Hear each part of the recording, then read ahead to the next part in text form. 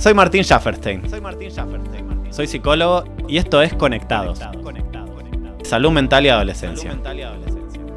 En el programa de hoy, nuestro primer programa, vamos a hablar de un tema que nos involucra a todos y todas: la alimentación saludable. Para eso nos acompañan la licenciada Agustina Barreiro. Hola, Agus. Hola, Martín, muchas gracias por invitarme. Gracias por estar acá. Y la doctora Micaela Peskin. Un placer estar acá. La verdad que me pone muy contento que me acompañen en este espacio. Creo que es una problemática compleja que nos involucra a todos y todas. Y me parece muy rico que podamos hacer un intercambio desde las tres disciplinas, desde la nutrición, la psicología y la medicina, para tratar una problemática compleja que me parece que es importante poder trabajarla en equipo.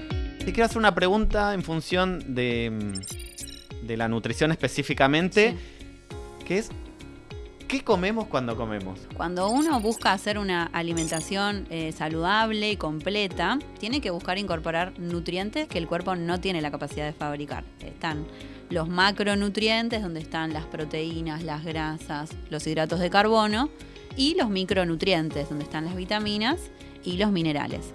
Todos son igual de importantes, no hay ninguno que sea más importante que el otro. Todos tienen que ser incorporados idealmente a lo largo del día, en la semana. Va a variar obviamente de acuerdo a si el chico entrena, si no entrena, si es vegetariano, si no. Varía según cada contexto, cada persona en particular. No nos olvidemos de el agua, la fibra. No llegan a ser considerados nutrientes, pero son igual de importantes, ¿sí? Para un correcto estado de salud integral de la persona, ¿sí? No siempre comemos con el fin de nutrirnos. No, totalmente. Y es totalmente válido y normal. Por eso, una alimentación saludable incluye tanto cantidad, calidad, equilibrio y adecuación. A ver, ¿me podrías desarrollar un poco estos cuatro ejes que hacen a lo que es una alimentación saludable? Una alimentación saludable es aquella que me aporta nutrientes de calidad en su cantidad suficiente, de acuerdo a la necesidad de esa persona en particular. También tiene que haber un equilibrio, una relación entre esos nutrientes que sea armónico, y a la vez se tiene que adecuar a esa persona, porque puede ser que por elección propia o por alguna patología no lo pueda consumir. Entonces, en ese caso, obviamente, uno como profesional tiene que adecuar a las necesidades propias de esa persona.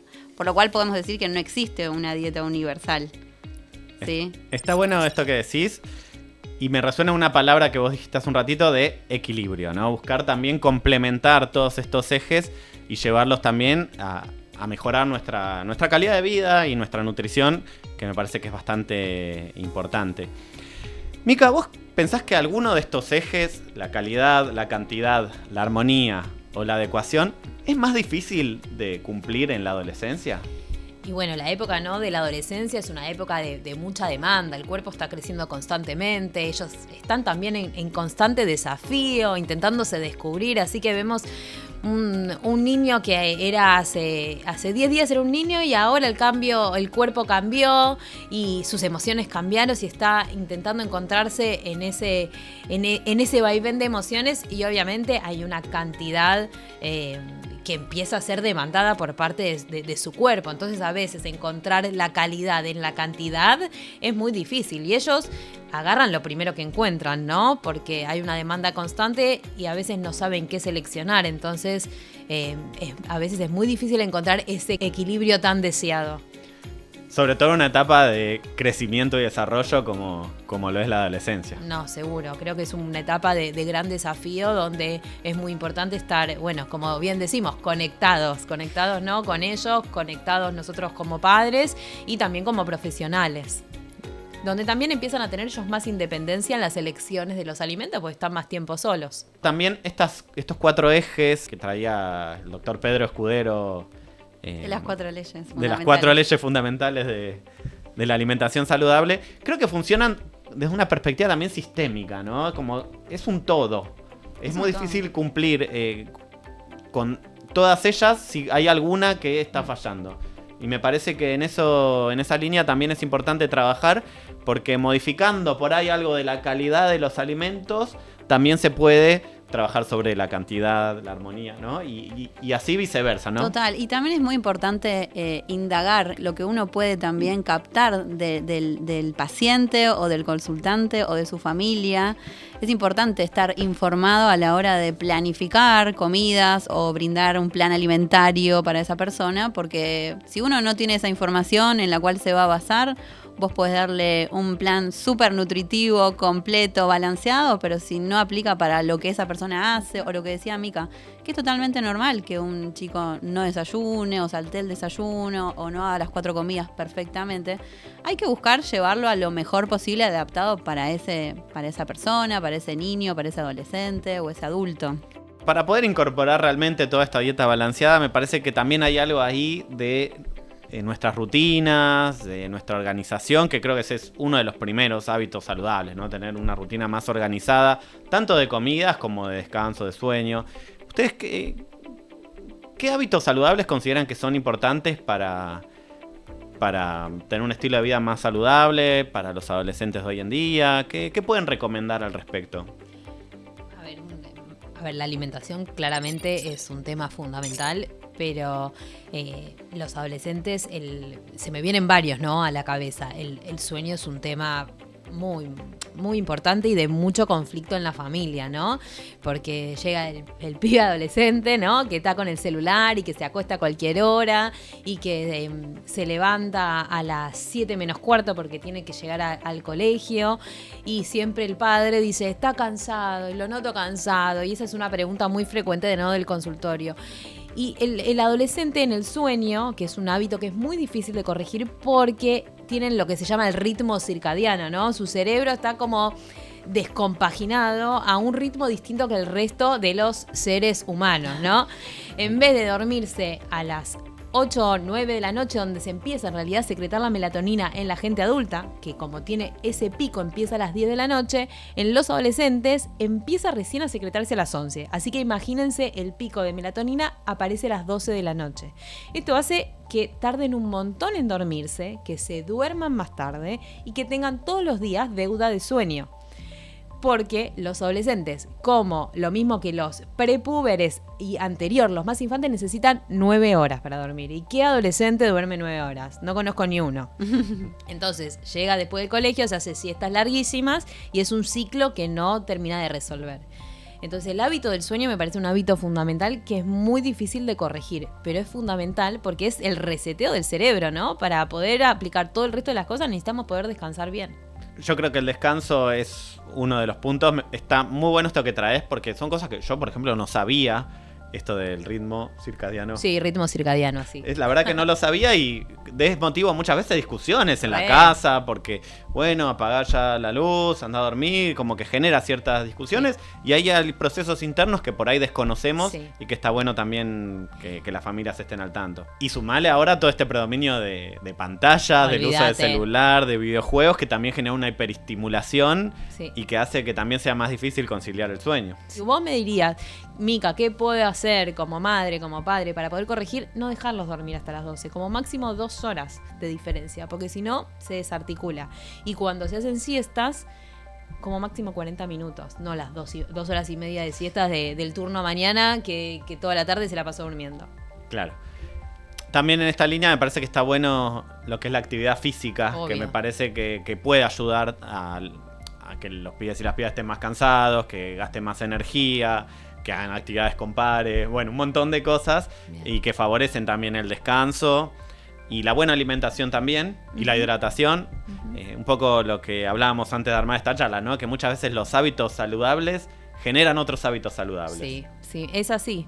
Y bueno, con respecto a la actividad física, viste, la Organización Mundial de la Salud dice que todos necesitamos, los adolescentes también, 60 minutos por día de hacer una actividad moderada, vigorosa, ¿no? Y también, a ver, los adolescentes se la pasan mucho tiempo con pantallas, eso lo sabemos, y muchos de ellos tampoco tienen el deseo, el interés, porque sería ideal que todos quieran hacer actividad física en grupos y salir. Y lo que siempre también uno recomienda desde el consultorio es, no me importa, lo que sea, te vas a un patio, te movés 30 minutos y después te volvés a sentar. pero sea donde sea. Es muy importante porque, bueno, como vos decís, un hábito lleva al otro, y también mismo modelo de los padres. Si los padres hacen actividad física, si socializan, si saben descansar, de algún modo eso también ingresa en sus hijos. Y en esta línea, otro hábito que me parece que está bueno transmitir a las casas tiene que ver también con el tiempo de ocio. Uh-huh. Y cómo administrar ese tiempo de ocio. Como vos decías, por ahí dormir una siesta de 2 horas y media. Y no es lo ideal porque se pierde mucho de la tarde, del tiempo que no está en la escuela. Entonces, me parece que hay algo del tiempo de ocio que hay que devolverle la importancia que tiene. Re. No cualquier tiempo de ocio me parece que va a ayudar a un estilo de vida más saludable. Hay muchas veces un tiempo de ocio por ahí de calidad, un tiempo disfrutado con pares, alguna salida, alguna actividad que le guste a la persona, llámese entrenar, hacer deporte, ir a teatro, a danza. Esto de organizar las rutinas, la actividad física, el descanso, el ocio, va a llevar también a mejorar lo que es una alimentación y una correcta hidratación, y a esto que venimos promoviendo, que es un estilo de vida más saludable. ¿Qué pasa, por ejemplo, con la gente vegetariana o vegana? ¿Cómo pueden tener una dieta más equilibrada? ¿Cómo pueden cubrir esas cosas que por ahí no comen por una elección que me parece totalmente lógica, pero a la vez tienen la necesidad de tener una buena alimentación? Entonces, ¿cómo se le puede transmitir algo desde la nutrición a gente con ese tipo de dietas? Primero es importante adecuar el plan de acuerdo a lo que la persona necesite, esté buscando, y buscar también indagar información de por qué razón es que toma esa decisión, por qué decide llevar a cabo una alimentación más basada en plantas. Después también asesorar de qué alimentos y qué nutrientes tiene que sí o sí buscar a través de la alimentación. Por ejemplo, las proteínas suelen ser un nutriente clave en el cual hay que ponerle atención, porque al no estar incorporando alimentos de origen animal hay que buscar otras alternativas. Entonces, educar acerca de eso. Después, bueno, hacer también análisis de sangre correspondientes, donde se evalúe, por ejemplo, el estado de la vitamina B12, que es un nutriente esencial, que solamente está en alimentos de origen animal. Entonces, eso también, chequear cómo está en sangre, de acuerdo a cómo esté, ver si suplementar, siempre se va a tener que suplementar, siempre que se lleve a cabo una alimentación vegetariana o vegana. Pero hay que ver dosis, hay que ver cantidad. Entonces, bueno, informar acerca de eso, informar acerca del hierro también. Uno puede también llevar a cabo una alimentación que no incluya animales, pero a base de ultraprocesados. Entonces, siempre que haya un equilibrio en los nutrientes, que se aporten los nutrientes principales: proteínas, grasas, hidratos, vitaminas y minerales. Me parece interesante esto que decías del asesoramiento, ¿no? En el caso de tomar una decisión de ese estilo, de llevar un estilo de vida vegetariano, vegano, que uno puede compartir un montón de cosas, pero esta ayuda profesional. Porque a mí me pasa que, por ejemplo, en redes sociales me llegan un montón de videos con un montón de consejos nutricionales, pero también es importante aclarar que las redes no son ni nuestros nutricionistas, ni nuestros entrenadores, ni nuestros médicos, psicólogos y demás, ¿no? Me parece que hay algo de devolver también el trato interpersonal y la importancia también de asesorarse con un profesional de la salud, en este caso, para este tipo de cuestiones. No es lo mismo una dieta vegetariana en una edad que en otra edad, ¿no? Entonces también estar atentos en qué momento del ciclo vital esta dieta se puede incorporar. Uh-huh. Sí, me parece fundamental. Lo mismo pasa, por ejemplo, con los deportistas, que también tienen otra dieta con mayor requerimiento por ahí de proteínas y de hidratación, y que también promueven otro estilo. Pero también me parece fundamental que puedan asesorarse con profesionales para poder alcanzar los objetivos propuestos, porque acá también se trata de que cada uno tiene sus objetivos particulares, y para eso tiene que seguir un plan adecuado de alimentación, en este caso, de rutinas de entrenamiento, de descanso, y bueno, y eso te va a dar los... En esta edad se ve mucho que los chicos a lo mejor se autoadministran, o escucharon, o quizás algún amigo le recomendó porque a él su nutricionista o su entrenador personal le dijo: probá con este suplemento, por ejemplo. Y ese chico fue, lo compró y lo empezó a tomar, y a lo mejor ese chico no lo necesitaba porque su alimentación a lo mejor no era necesario incorporar algo de manera externa. En la adolescencia igual uno tiene que tener precaución cuando uno usa suplementos, entonces uno sabe que también está generando hábitos. Sí, totalmente. Lo prioritario y lo que uno no sabemos que tenemos que enseñar es que tienen que comer, como vos bien decías, todos los macronutrientes y los micronutrientes. Que lo que serían suplementos, en general, uno lo tiene que hacer con mucha precaución. Sí. Y respecto al tema de las intolerancias, ¿no? Que muchas veces pasa de que por ahí le cae mal la lactosa, le cae mal las harinas. ¿Qué es lo que ustedes pueden recomendar para cuando ocurre algo de esto, ¿no? De que algo que incorporo y que mi cuerpo por ahí no lo asimila del todo bien?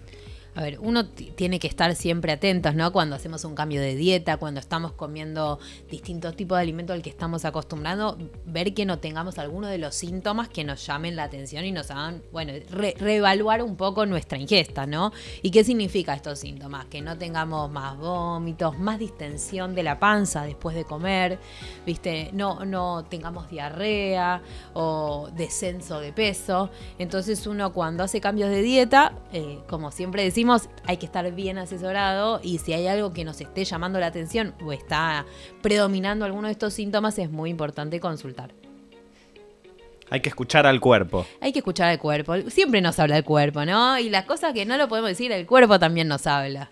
Pasando a otro tema, para pensar un poco algunas políticas públicas que se implementaron sobre los alimentos en nuestro país, en Argentina, me lleva a pensar también de qué pasa con los paquetes de algo. Lo primero que me llama la atención tiene que ver con estos octógonos ocholados.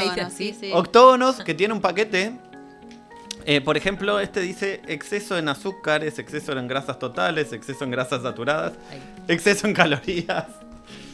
Un buen combo. Tiene un paquete de galletitas. No vamos a decir la marca porque por razones obvias. Pero ¿por qué se tomó esa decisión de sumar por ahí estos octógonos a los alimentos que compramos en un supermercado? Bueno, esto fue una política pública que se desarrolló acá en nuestro país, pero que también hay en otras partes del mundo. Es un avance porque nos permite estar informados tanto a los que vamos a comprar como a nosotros como profesionales de salud poder informar. También esto regula, a lo mejor la parte que no se ve es la que esto también obliga a la industria a tener que reformular sus productos como para que cada vez tengan menos cantidad de sellos. Por eso es que cada vez van saliendo también más variedad de productos que ya vienen a lo mejor sin octógonos. Esa es la parte que está buena. Después, bueno, también el tema de los kioscos saludables en los colegios también influye. Pero bueno, es algo que recién empieza, hay que seguir modificando, hay que seguir perfeccionando. Pero lo que tiene de bueno es que la persona que hoy en día va al supermercado y elige comprar cierto alimento ya por lo menos ve si ese alimento tiene exceso de sodio o es alto en grasas, alto en azúcares. Esa persona compra de manera más informada que a lo mejor antes no. Pero también hay que ver, eso es importante, del otro lado tenemos hoy en día todavía con letra muy muy chiquitita, que es básicamente muy difícil de leer, pero dice la lista de ingredientes que tiene ese producto. Entonces también no hay solo que quedarse idealmente con el octógono, también leer cuáles son por lo menos los 3 primeros ingredientes de ese alimento como para ver, bueno, qué es lo que más aporta, porque sabemos que van en orden decreciente, de más a menos. A mí me gustó cuando armamos esta charla que a mí me enseñaste, Agus, a leer un paquete de... Pero no dijiste de dónde salió esto. Me habían preguntado si estas galletitas aportan 2 gramos de proteína, si son una fuente correcta para las proteínas. Pero me gustó eso que vos como que nos enseñaste cómo leer el paquete, porque yo realmente por ahí veía el etiquetado frontal, veía la tabla nutricional y vos me dijiste, mira... Lo primero que tenés que leer es la lista de ingredientes. A ver qué es lo que y a ver qué dice comiendo. esa. Esta dice, por ejemplo, harina de trigo enriquecida. Sí. Azúcar. Grasa bovina refinada. Ya está. Nos quedamos ahí. Ya está. Todo lo que teníamos que saber. O sea, tampoco es apto vegetariano. No sería apto vegetariano porque tiene grasa de origen animal. Y como vos me decías, sirven como aporte de proteína y la verdad es que el primer ingrediente va a ser harina, entonces el principal ingrediente va a ser hidrato de carbono. Como dice enriquecida por ley, ya sabemos que es la blanca, la harina de trigo común, que tiene encima un montón de agregados, ¿sí? ¿Y cuál fue la otra que dijiste? Azúcar. Bueno, también más hidrato de carbono y encima de los que te elevan rápido la glucemia. Entonces, no serían un aporte de proteína. Creo que las proteínas deben estar como último ingrediente. Pero me gustó esto también de que son 3 formas como interpretar los alimentos, del etiquetado frontal, la tabla nutricional y la lista de ingredientes. Y está bueno esto que transmitís acerca de cómo leerlas también. Tampoco hay que obsesionarse por esta información. Me parece que al revés, que nos tienen que ayudar a tomar decisiones. Exacto. Y la idea y el objetivo tiene que ver con eso, con uno poder mirar los octógonos, los ingredientes, la tabla nutricional y a partir de eso poder tomar decisiones conscientes en función de su alimentación. Lo que está bueno transmitir tiene que ver con que por ahí estas galletitas tienen que ser la excepción. La alimentación es un mundo que nos da un montón de opciones y en esa línea siempre tratamos de promover algo más saludable y que cuando elegís este paquete de galletitas que lo puedas hacer disfrutándolo y teniendo un buen momento también. Tal cual. Voy a dejar el paquete de galletitas ahora, ya está. Lo vas a comer después. Lo voy a comer después, lo comemos después del programa. Pasando al siguiente tema, quería hablar de algunos mitos acerca de la alimentación. Hay como frases, cuestiones con las que nosotros por ahí nos criamos y que hoy en día por ahí se fueron transformando. Hay muchas cosas que por ahí antes se pensaban de una manera y ahora se piensan diferente. Entonces me gustaría que aprovechemos también este espacio y esta charla para desmitificar algunas cuestiones relacionadas. Les doy un ejemplo. Hay esta idea de que los carbohidratos engordan. Por ahí, Agus, vos nos podés ayudar a pensar a qué se refiere este mito, qué hay de cierto en eso, qué es lo que podrías recomendarnos desde tu rol. La realidad es que esto es un mito, esto no es real, esto es falso. Todo depende de la cantidad y la proporción. Ahí volvemos a lo de las leyes principales también. Los carbohidratos de por sí solitos no engordan. En todo caso, tener en cuenta las cantidades y la calidad de los mismos. Si hacemos una dieta, que las 4 comidas del día son todas con carbohidratos y no incluimos proteínas, no incluimos grasas, hacemos solo puro carbohidrato, ahí sí va a haber un desbalance también calórico, pero no tiene que ver con el hidrato de carbono en sí. Tiene que ver con el desbalance. Tiene que ver con claro. Está buenísimo. ¿Ustedes alguna vez escucharon algún otro mito que quieran compartir con nuestra audiencia? No, el otro, que siempre, ¿no? Sí, el clásico, ¿no? Los alimentos light son más saludables. No sé, eso siempre también. O que los eligen también para bajar de peso. Claro, ¿es así? ¿Hay que elegirlos para bajar de peso? Y muchos se desilusionan cuando les digo que lo light, en realidad, porque siempre lo asocian con, bueno, no tiene azúcar, entonces me lo compro, o me quedo más tranquilo si me compro el light. No, la realidad es que lo mismo, volvemos también a la lectura del rótulo y la información nutricional. Lean las etiquetas. Lean por lo menos los 3 primeros ingredientes. Van a ver que, por ejemplo, lo que cambia en un alfajor light de uno común es que utilizan, por ejemplo, leche descremada. Claro. Light, en realidad, si uno va a la definición del Código Argentino de Alimentos, es aquel producto que se le reduce un cierto porcentaje de un nutriente al original. ¿Sí? Entonces, no necesariamente tiene que ser que no tiene azúcar, o no necesariamente tiene que ser no tiene grasa. Tiene menos cantidad de cierto nutriente, que puede ser la grasa, puede ser el azúcar, en comparación a un producto original. Entonces, elegir de acuerdo a la lista de ingredientes, de si tiene ingredientes, por ejemplo, avena, si tiene cacao en polvo amargo, o si tiene semillas, o si está endulzado con dátiles, va a ser mejor que un ultraprocesado. También acá creo que hubo un cambio de paradigma, ¿no? Que antes por ahí eran los alimentos light y ahora son los alimentos fit.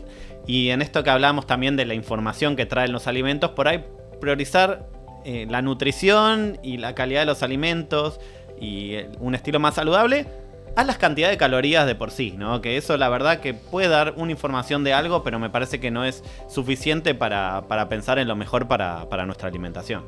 Sí, y hoy en día también, como decís, del cambio de paradigma, antes a lo mejor se detenía más en el hecho de, bueno, ¿cuántas calorías me aporta esto?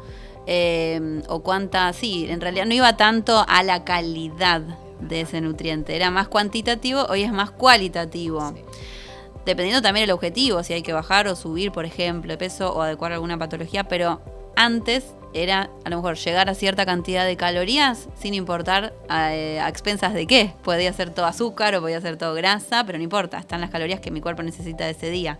Hoy ya no, hoy ya intentamos informar y hacer hincapié en la calidad de esos alimentos que elegimos para incorporar día a día.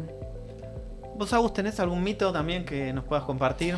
Y me gusta lo de las grasas son malas para la salud también. La palta engorda, que me han dicho alguna vez. O el huevo, pobre el huevo. También. Que el huevo digo siempre. Sí. El huevo en mi época era como... Sí. cuidado porque el huevo tiene mucho colesterol y te va a subir el colesterol si comes huevo. Y hoy en día es como un alimento que te dicen desayuná huevo, comé y está súper incorporado. Tiene muchas propiedades, pero en cuanto a las grasas, hay que ver el tipo de grasa, que es lo que ya dijimos. Hay algunas que son de origen animal, otras que son de origen vegetal, y hay que ver también cómo impactan en la salud, sobre todo cardiovascular. Por ejemplo, todo lo que es de origen animal, eso sí buscaría a lo mejor disminuir lo más que se pueda grasas de carnes o elegir cortes más magros o lácteos descremados, siempre que se vayan a consumir. Pero después, todo lo que es de origen vegetal, bueno, buscar aportar aceite de oliva, palta, frutos secos, semillas, los aceites también de esas semillas, porque son necesarios, sobre todo en la edad de la adolescencia para el correcto crecimiento y desarrollo de los chicos. Y me parece que también está bueno ir pensando que hay transformaciones de época y hay creencias que antes se sostenían y que se pueden modificar y que por ahí la idea que tenemos ahora respecto a la alimentación, de acá a algunos años, puede modificarse también. Sí, la nutrición, como toda ciencia de la salud y ciencia en general, va mutando, va evolucionando, todo el tiempo se van investigando cosas nuevas y puede ser que lo que hoy digamos en algún momento caduque y se considere otra cosa. Eso es totalmente normal, por eso es importante estar actualizado e ir también ayornándose al contexto y a todo lo nuevo que se va investigando y todo lo nuevo que se va desarrollando para estar lo más actualizado posible. Voy a tirar una polémica, a ver qué piensan ustedes. Comer saludable es caro. ¿Qué piensan ustedes al respecto? Para mí comer más saludable en general es más caro. Pero ¿cuál es el costo también? El costo después para la salud. El costo para la salud. Eso no, uno se puede adecuar, obviamente. Uno elige, por ejemplo, frutas, verduras de estación, que siempre son más económicas. No siempre quedarse, por ejemplo, no sé, ¿qué sería un plato? A lo mejor una pasta o un arroz, algo fácil. Sí. Bueno, pero elegir cortes de carne que sean, en todo caso, más económicos. O carnes más alternativas, por ejemplo, el pollo. O por ahí cómo incorporar ese plato de arroz y lo ves cual. con unas verduras y un poco de pollo, de carne Tal y cual. algo Mezclar salteado. legumbres también. Incorporar las Las legumbres. legumbres es algo que uno no lo tiene tampoco tanto en No lo general, tiene. la rutina, a menos que uno sea más vegetariano en general. No es que tenemos tan instaurado en general Bueno, legumbres. yo siempre para buscar formas de incorporar, por ejemplo, en el desayuno, en la merienda, suele ser más atractivo en forma de untable, un hummus o una picada saludable. Agregar además, no sé, bastones de zanahoria de pepino con algún untable de hummus. Después se pueden agregar en preparaciones dulces también, por ejemplo el brownie, ponerle un poco de lentejas o en salteados, salsitas tipo criolla y ponerle unas lentejas. Mira. Hay un montón de opciones. Estoy para que vayamos a comer. Yo también, Agus a mí me agarró ¿eh? hambre, no sé Sí. qué, pero tengo hambre. Y en esta línea, quiero preguntarte, Agus, también, ¿qué pasa con las dietas también? Porque hay por ahí algunas dietas que hoy en día están más vigentes y repito, sé que nosotros promovemos lo que es una alimentación balanceada, propuesta por un profesional, asesorada, con información, pero hay mucha gente que por ahí, buscando en internet, hoy en día con la inteligencia artificial, hablando con alguien, puede elegir algunas dietas que son más populares. Dietas que hoy en día me dicen mucho la keto, low carb, a lo mejor me nombran la dieta del metabolismo acelerado, el ayuno intermitente que también. ¿Qué sería, por ejemplo, la dieta keto? Es es una alimentación que no hay un balance como lo que hablamos antes entre los nutrientes, se dejan de lado los hidratos de carbono y se priorizan las grasas y las proteínas principalmente. Entonces el cuerpo se ve en la necesidad de buscar otra fuente alternativa de energía, que son los cuerpos cetónicos, que en cierta cantidad no afectan a la salud, pero ya si se van a niveles altos sí pueden ser riesgosos. Entonces siempre que se vaya a hacer este tipo se llevar a cabo este tipo de alimentación, siempre hay que tener una supervisión de profesionales. ¿Y por qué la gente por ahí elija hoy en día, que está muy vigente también, esto del ayuno intermitente? También es otra forma de generar un déficit calórico. Es privarse de ingerir alimentos por cierta cantidad de horas y solamente incorporar la otra parte del día que nos queda, y alimentos.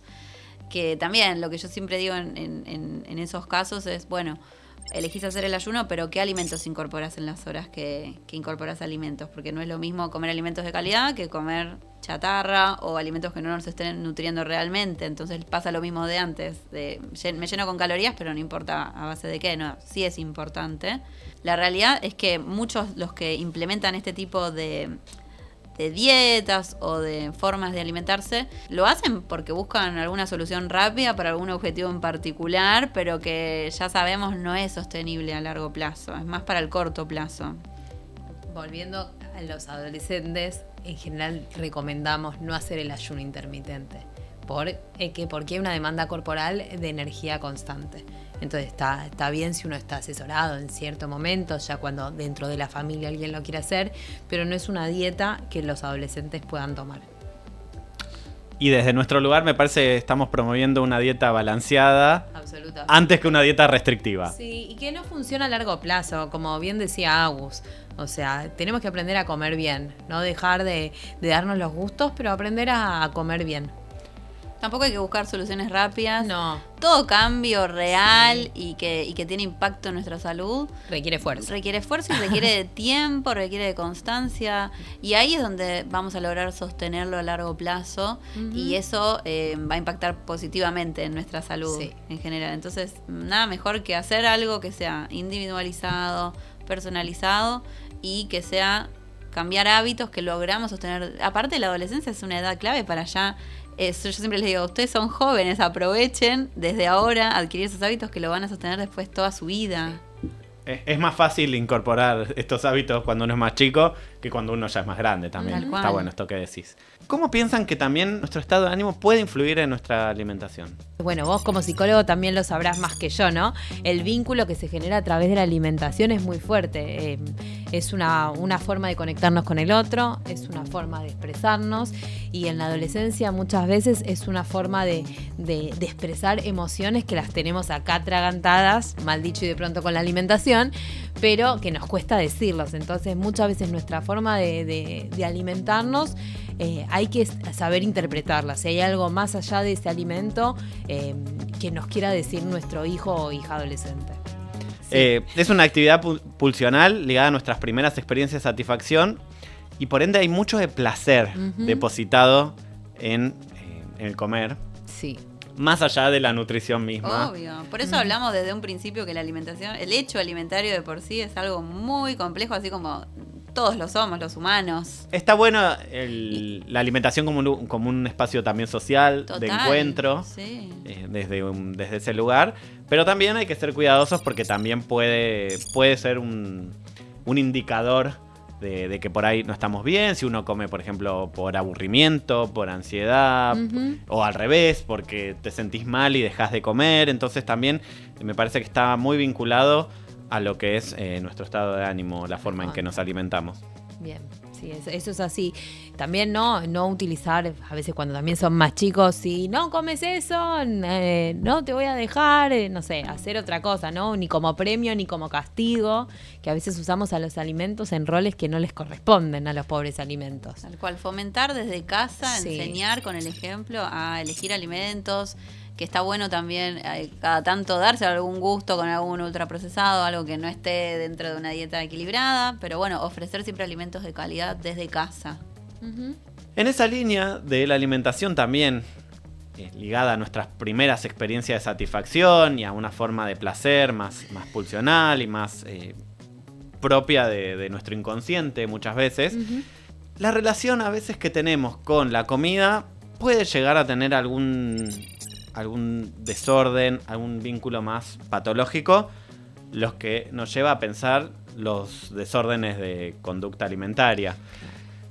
Mica, ¿podrías contarnos un poco acerca del cambio de paradigma, de por qué se pensaba antes como un trastorno y ahora por ahí se empieza a ver como un desorden? Quizá tiene un componente de la palabra, ¿no? Trastorno, como algo más fuerte, ¿viste? Es un trastorno. Y un desorden es algo que quizá lo podemos también organizar, por así decirlo, tal vez. Podemos poder ordenar. Pero bueno, para ordenar necesitamos muchas patas. No es un tema sencillo, ¿no? Porque no por nada surge en este grupo etario, en este momento tan particular, que es la adolescencia, ¿no? Que es como decíamos, ¿no? Un chico que hace 10 minutos estaba mirando los dibujitos y ahora no quiere saber nada, se tapa la cara, decirle déjame en paz, me meto en mi pieza.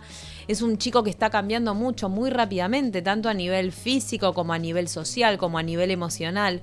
Y eso hace que pierda el control en muchos aspectos de su vida. Y muchas veces el vínculo con la comida es un lugar donde ellos pueden controlar. Sí, yo creo que también que este cambio de paradigma un poco hace que se ponga el foco más sobre en la conducta, ese desorden, más que en la persona, ¿no? Uno no necesariamente tiene que ser algo inherente a la persona, sino por ahí cuestiones que se pueden trabajar y se pueden mejorar con la ayuda profesional, en este caso.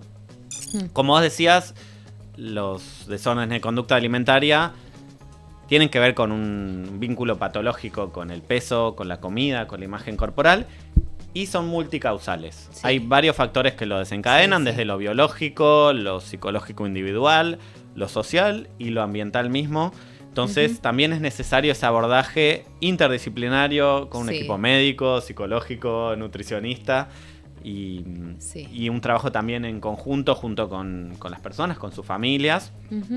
A mí me gusta siempre que se habla de TCA o DCA en la actualidad, visualizar la imagen de un iceberg, en el cual la punta vendría a ser lo que se ve, que es este síntoma o estas desórdenes en la conducta del alimento, pero que mucho lo que está por debajo del agua, lo que no se ve, es gran parte del componente que lo desencadena, que es todos sus factores predisponentes psicológicos.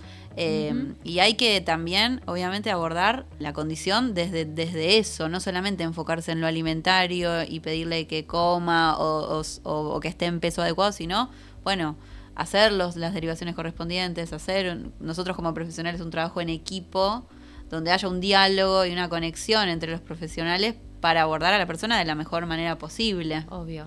Hay distintos tipos, ¿no?, de desorden en la conducta alimentaria, que cada uno tiene su particularidad, no le pasa a cualquiera y son distintos, aunque uno, viste, los más conocidos son, no sé, la anorexia, la bulimia, bueno, el trastorno por atracón sería el que es más frecuente, pero pasa más desapercibido porque no hay tanto cambio de peso, pero cada uno tiene una personalidad distinta, entonces requiere un abordaje multidisciplinario diferente. Y como bien decía Agus hace un ratito, esto de ser la punta del iceberg implica que muchas veces están asociados a otros trastornos de salud mental, como la depresión, como la ansiedad. Bueno, un montón de cuestiones que hay que trabajar para poder hacer el abordaje acerca del DCA en este caso. Por ahí hay algunos indicadores a tener en cuenta para empezar a ver si algo de esto está empezando a ocurrir, como por ejemplo cambios en los hábitos, ¿no? Hábitos alimenticios o hábitos en generales. Si era una persona que por ahí disfrutaba de la comida y comía cualquier cosa y empezó a tener conductas más restrictivas o a aislarse o a buscar como un espacio diferente por ahí respecto de su vínculo con la comida, que también es algo social, que es algo familiar. Absolutamente. Que es algo sobre lo que pueden tener el control. Me parece que puede haber algunos indicadores también para pensar este tipo de cuestiones. Como bien decías, ¿no? Los indicadores son este aislamiento, que antes tenía placer por algunas actividades y ya no las tiene. Eso es un indicador importante, y el irse a comer solo quizá en la pieza son detalles que quizá los padres dicen, bueno, andate, total, ya uno tiene que estar atento. También acá me parece importante remarcar las redes sociales cómo influyen también, porque no solamente los niños se comparan con otros padres o incluso con ellos mismos o con sus familiares, también con las redes sociales. Ahí hay un montón de información circulando que también ellos a veces la utilizan también y les afecta obviamente esos contenidos. Y también los algoritmos te van mandando más información de eso que buscas. A medida que buscan más, sigue apareciendo más información. Claro, entonces, por ejemplo, esto que hablamos del ejemplo de por ahí páginas de entrenamiento, y a veces uno tiene ciertas conductas compensatorias que tienen que ver con eso. Por ahí en el caso de la bulimia específicamente, con por ahí el vomitar, el uso de laxantes o el ejercicio excesivo también puede ser un indicador de que algo de eso está ocurriendo. Y me parece que está bueno que como familias y como profesionales también estemos atentos a este tipo de cuestiones.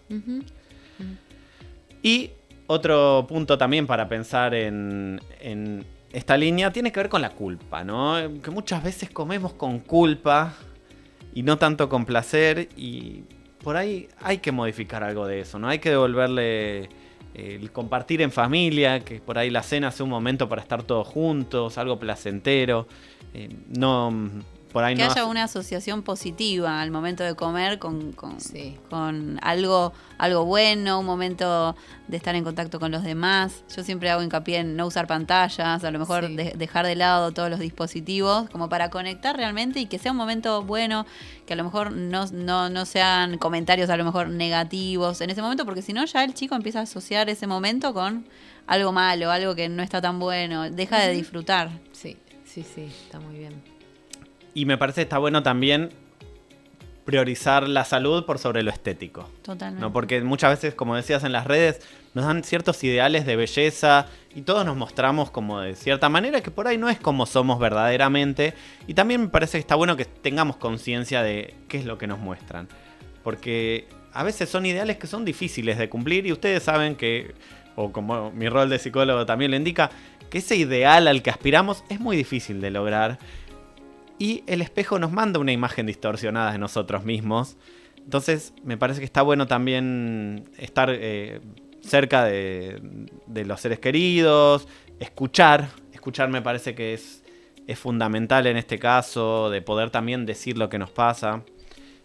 No son los únicos estos 3 que mencionaste, hay otros DCA como la vigorexia, la disfagia. Es cierto que el trastorno por atracón está muy vigente por cuestiones relacionadas quizás a ansiedad o a aburrimiento o a esta satisfacción inmediata que también tiene. Creo que ahí hay una característica que tiene que ver con la pérdida de control, que uno siente que se va de su cuerpo y hay un monstruo que viene a ingerir comidas en grandes cantidades en muy poco tiempo y es difícil de controlarlo, llevando después a un sentimiento de culpa.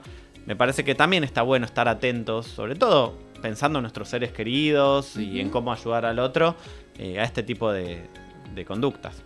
Sí, y asociarlo a emociones, que los chicos también tengan un espacio de contención y de poder expresarse, de poder hablar de qué les pasa, de si les pasó algo, que tengan esos momentos, porque la adolescencia es un momento de búsqueda de identidad. Ellos mismos están descubriendo ellos mismos, se están asociando con otros pares, entonces son muy vulnerables, son una población muy muy vulnerable y hay que brindarles esa contención que necesitan. Sí, por eso aunque los hijos adolescentes pidan espacio, realmente es un momento donde hay que estar cerca.